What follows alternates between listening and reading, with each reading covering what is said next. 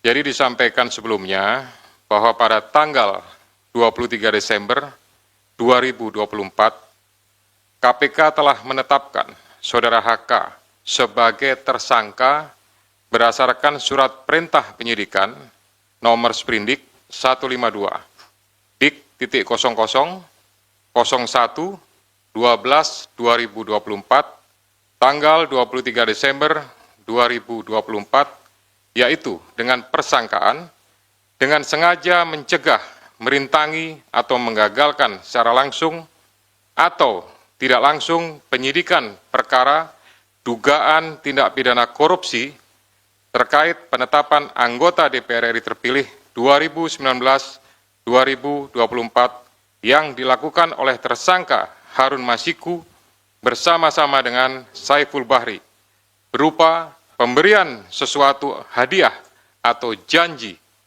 kepada pegawai negeri atau penyelenggara negara, yaitu Wahyu Setiawan selaku anggota Komisi Pemilihan Umum Republik Indonesia periode tahun 2017 sampai dengan 2022 bersama dengan Agustiani Tio F sebagaimana dimaksud dalam pasal 21 Undang-Undang Nomor 31 tahun 1999 tentang pemberantasan tindak pidana korupsi sebagaimana telah diubah dengan Undang-Undang Nomor 20 tahun 2001 tentang perubahan atas Undang-Undang Nomor 31 tahun 1999 tentang pemberantasan tindak pidana korupsi junto pasal 55 ayat ke-1 UKUHP. Dengan uraian perbuatan melawan hukum sebagai berikut. 1.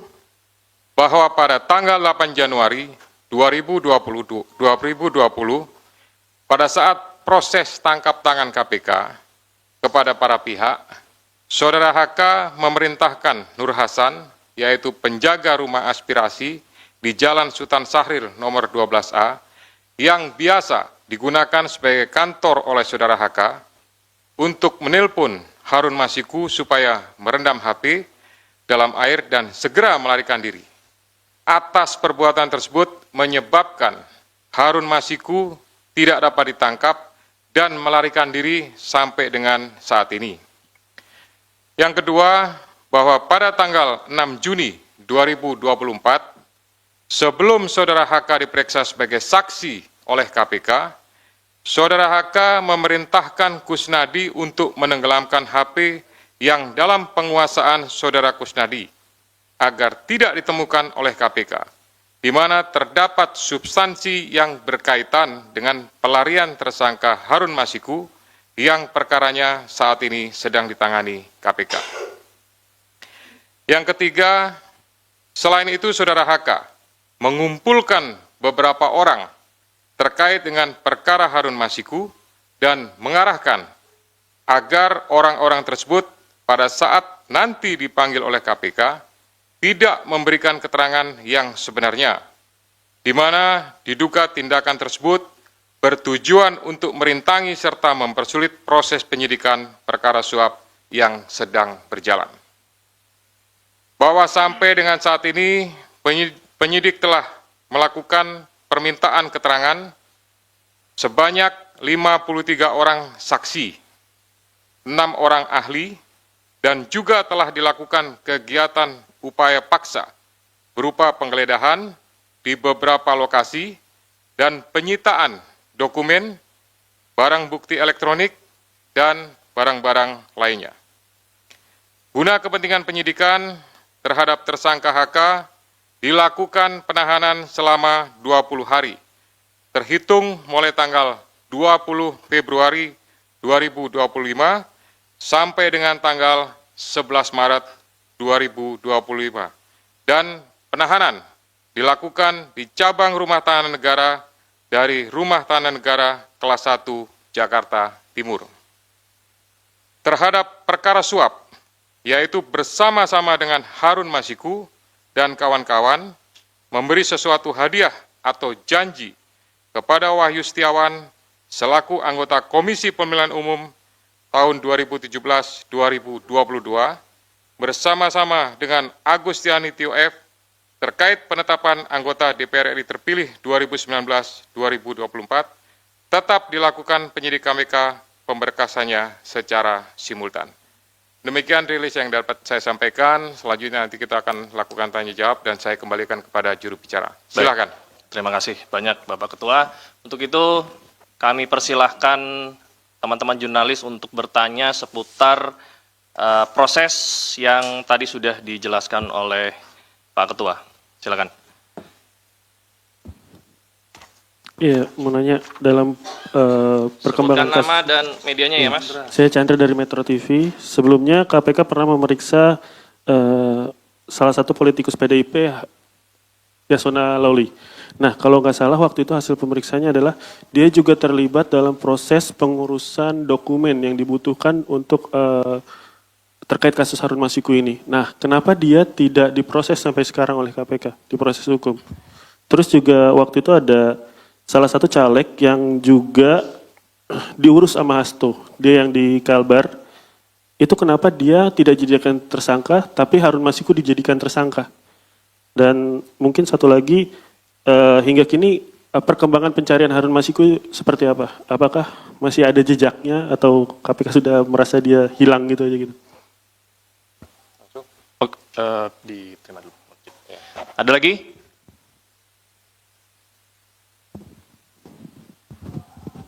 Selamat sore Pak Ketua, Pak Setio, Pak Asep, dan Pak Tessa. Saya Rian Pak, malam ya, dari CNN. Mau bertanya Pak, ini kan kalau untuk materi kayaknya udah kebuka semua oleh Biro Hukum di Praper kemarin Pak ya. Mau bertanya aja, soalnya kan kasus dari 2020 dan perintangan penyidikan dari lama. Apakah ada pihak lain, maksudnya penyidik akan mengusut pihak lain dalam proses-proses itu Pak. Yang kedua, nama lain seperti yang sudah digeledah, Jan Faris segala macam, apakah nanti akan diperiksa di perkara ini apa di HM Pak? Nah yang ketiga soal HM sendiri Pak, mungkin informasi Pak, karena itu kan tugas atau PR besar dari kalian. Terima kasih. Harun Masiku. Baik, selamat sore Pak Ketua, Mas Esa, Pak Asep, saya Rahmat dari Merdeka.com. Terkait dengan, sebagaimana ketahui beberapa hari lalu juga, memang Pak HK ini kan mengajukan praper lagi ya ke Pengadilan Selatan. Nah selanjutnya dengan sudah ditahannya Pak HK ini, apakah nanti untuk proses prapernya bakalan tetap berlanjut atau nanti pada akhirnya menunggu keputusan dari pihak PN Selatan? Terima kasih.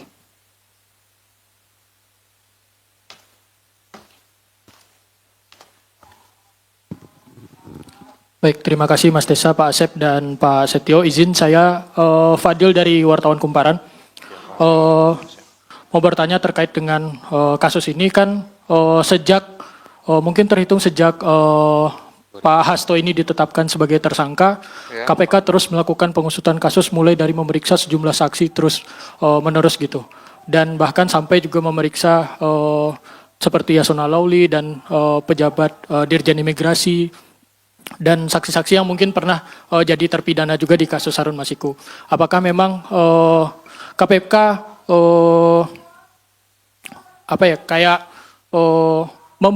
mempercepat kasus ini dan memang menargetkan bakal selesai secepat mungkin gitu? Karena kan kasus ini sudah sejak tahun 2020 gitu. Apakah memang KPK bakal ini menunjukkan KPK mempercepat kasusnya? Terima kasih Pak. Cukup ya? Sudah terwakili ya semuanya ya? Pertanyaannya? Oke, kami persilakan. Ya, nanti kalau ada lagi. Siap. Baik, terima kasih. Nanti akan dilengkapi oleh Direktur Penyidikan, oleh Pak Asep Guntur. Saya hanya memberikan beberapa poin penting saja. Yang pertama terkait pemeriksaan terhadap salah satu petinggi di lingkungan partai terhadap kepentingannya. Nah, ini tentu berkaitan dengan yang pertama adalah terhadap surat yang sudah dikirimkan saat itu. Ya, tentu penyidik memiliki kebutuhan untuk bisa memperjelas ya surat tersebut ditujukan untuk apa, maksudnya untuk apa, sehingga dari situ bisa menjadi sebuah rangkaian dan untuk memperjelas tentang kasus posisi yang ditangani.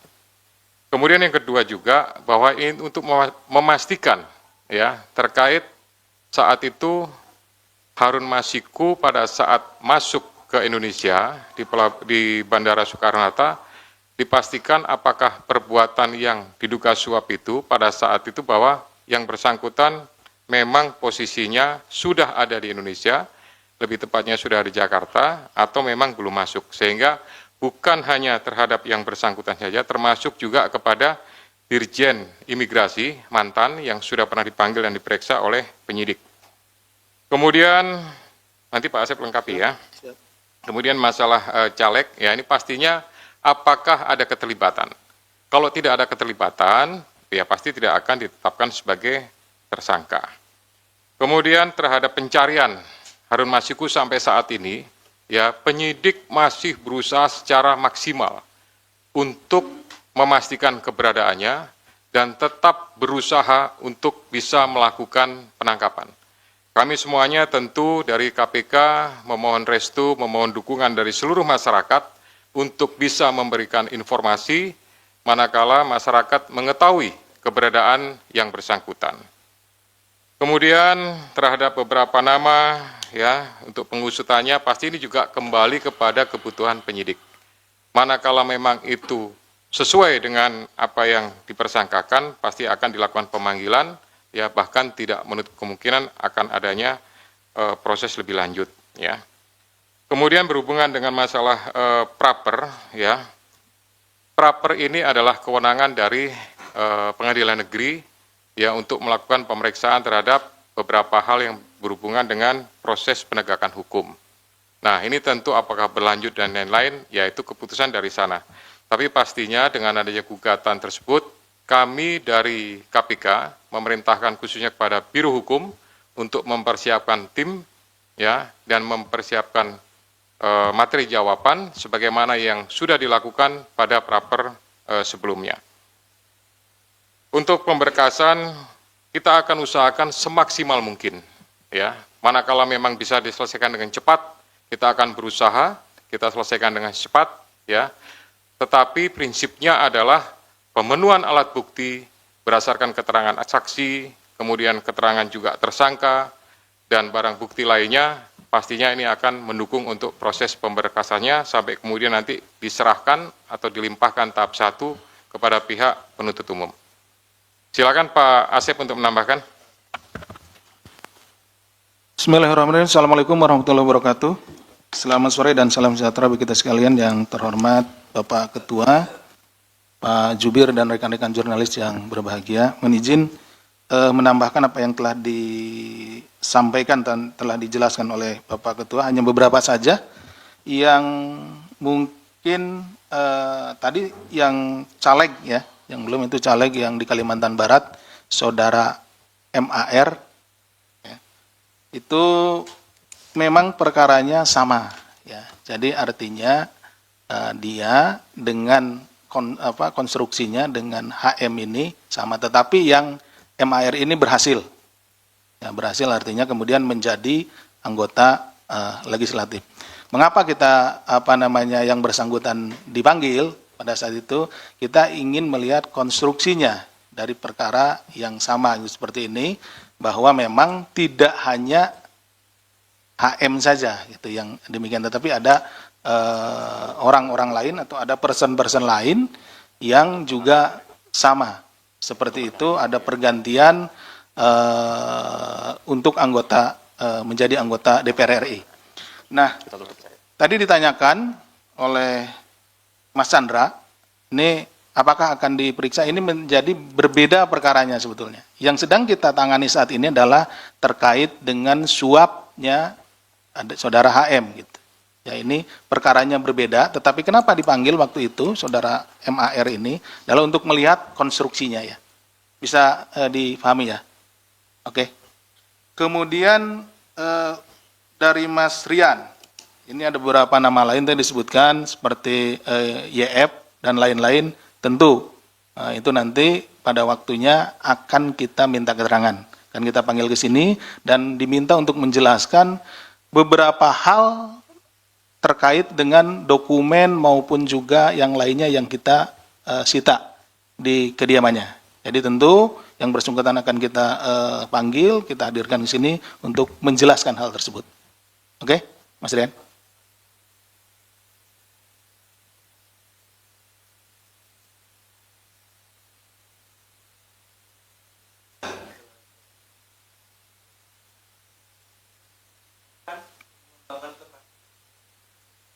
Begini, kalau penanganan perkara tentu yang saat ini sedang kita tangani ini perkaranya yang Harun Masiku. Nah, kita akan fokus tentu untuk menyelesaikan perkara ini dulu. Ya. Oke, Mas Rian? Oke. Demikian yang bisa kami sampaikan. Terima kasih. Assalamualaikum warahmatullahi wabarakatuh. Kami buka kesempatan lagi pertanyaan untuk perkara ini. Silakan. Saya Ridwan dari Jawa Pos, Pak. Ingin bertanya, Pak, pengacaranya tadi bilang bahwa pemeriksaan hari ini tidak masuk ke substansi, Pak. Dan pada awal datang tadi Pak Hasto bilang bahwa kasus ini lagi-lagi dia menyebut bahwa dipolitisasi, Pak. Ini bagaimana, Pak? Lanjut. Selamat malam Pak, saya Fedriska dari Kompas TV. Saya ingin bertanya terkait dengan penahanan Hasto pada hari ini. Sebetulnya apa yang menjadi urgensi dari penyidik untuk melakukan penahanan? Karena kan kalau kita tahu ditetapkan Hasto sebagai tersangka sejak tanggal 24 Desember lalu, namun tidak dilakukan penahanan. Apakah proses pra-peradilan kemudian menjadi salah satu pertimbangan dari penyidik pada saat itu? Nah, untuk kali ini, kemudian apa alasan sebetulnya Hasto untuk ditahan? Apakah ada kekhawatiran dari penyidik kemudian untuk menghilangkan barang bukti atau melakukan upaya-upaya lain? Terima kasih Pak. Selamat sore Pak Asep, Pak Ketua, Mas Desa. Pak, satu pertanyaan aja Pak. Ini kan HM udah lari, udah buron sekitar 4 tahun lebih ya Pak. Artinya kan dia ada penyandang dananya. Apakah KPK sudah menemukan jejak atau indikasi bahwa Hasto ini, HK ini sebagai penyandang dananya Harun Masiku selama pelarian Pak? Terima kasih. Lagi?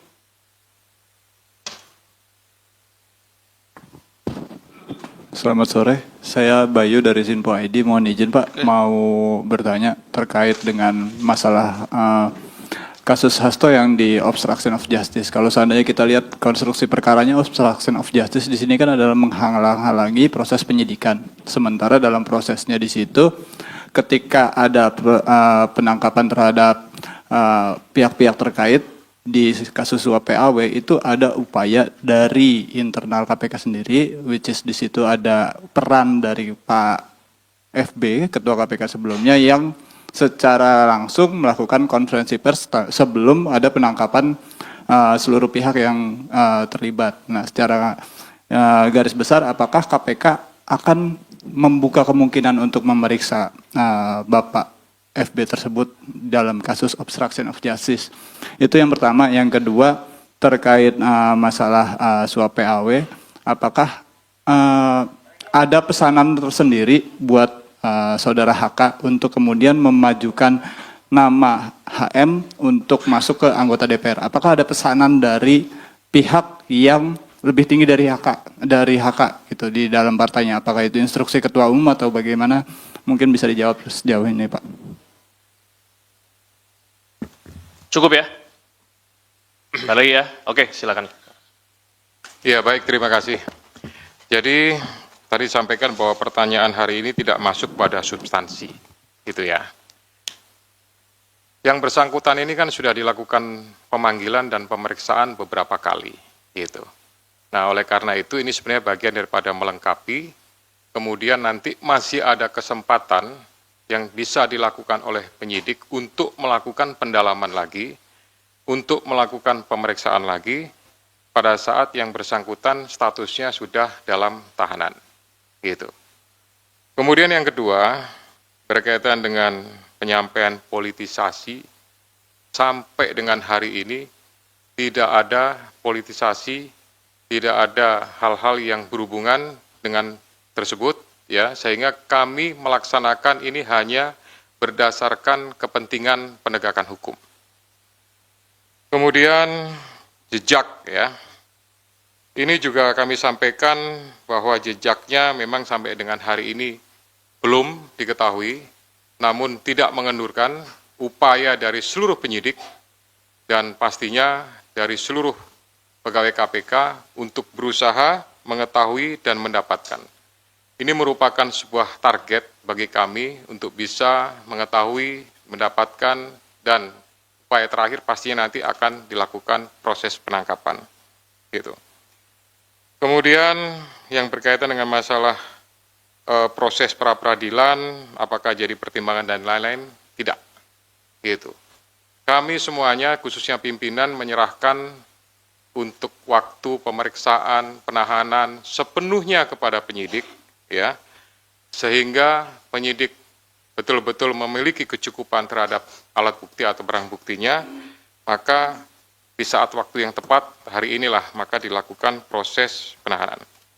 Kemudian alasan penahanan itu merupakan alasan subjektif yang dimiliki oleh penyidik, dipertimbangkan pastinya kekhawatiran untuk melarikan diri, menghilangkan barang bukti, ya, dan pastinya kami untuk mempermudah proses penyidikan lebih lanjut, pemeriksaan-pemeriksaan, ya, juga termasuk juga nanti akan mendetailkan terhadap alat bukti, dokumen, dan lain-lain yang segera dilakukan oleh penyidik. Kemudian halangan terhadap proses penyidikan ini, ya untuk sampai dengan saat ini, penyidik belum membutuhkan pemeriksaan-pemeriksaan terhadap pimpinan yang lama, khususnya FB, ya, sehingga sampai dengan hari ini belum terinformasi kebutuhan tersebut. Demikian juga untuk pihak yang lebih tinggi, ya, sampai sekarang juga belum dibutuhkan oleh penyidik, sehingga nanti fokusnya adalah pada beberapa pihak yang sudah diperiksa, sudah dipanggil, ya, ini nanti pasti akan ada mungkin pemanggilan lagi, sekali lagi untuk melakukan pendalaman terhadap pengungkapan, ya, proses penanganan perkara yang sekarang ini dilakukan penahanan. Pak Asep, kalau ada tambahan silakan. Terima kasih, Bapak. Mohon izin menyampaikan terkait tadi ada pertanyaan mengenai dari HM ini apakah Saudara HK ini penyandang dana gitu ya, penyandang dana atau yang membiayai. Nah, itu juga yang sebetulnya sedang kita dalami karena kami penyidik melihat bahwa seseorang yang melarikan diri itu kan memerlukan sokongan biaya atau dana logistik dan segala macam. Karena berpindah-pindah tempat, kemudian untuk misalkan menyewa tempat dan lain-lain, transportasi dan lain-lain. Itulah sebabnya kita sedang mendalami itu. Itu ya. Tapi sampai sejauh ini menjadi materi ya, materi yang sedang kita dalami. Jadi mohon maaf belum bisa kita sampaikan ya. Jadi sabar, nanti kita tentu juga akan sampai ke sana. Siapa saja yang menjadi donatur dalam hal ini. Kenapa? Karena orang melarikan diri kan tidak bisa kerja dan lain-lain karena dia ketahuan sama halayak gitu. Dia pasti bersembunyi dan tentu untuk kebutuhan hidup sehari-harinya harus ada yang nanggung. Nah, seperti itu yang sedang kita dalami. Itu mungkin yang tambahan dari kami. Terima kasih. Assalamualaikum warahmatullahi wabarakatuh. Waalaikumsalam warahmatullahi wabarakatuh. Baik, rekan-rekan sekalian, untuk konferensi pers penahanan tersangka HK hari ini kita cukupkan. Untuk kali ini kita tidak ada doorstop lanjutan untuk perkara-perkara yang lain ya. Mohon bisa dimengerti. Untuk itu kami mengucapkan terima kasih. Kami tutup. Wabillahi taufiq wal hidayah. Wassalamualaikum warahmatullahi wabarakatuh. Assalamualaikum warahmatullahi wabarakatuh.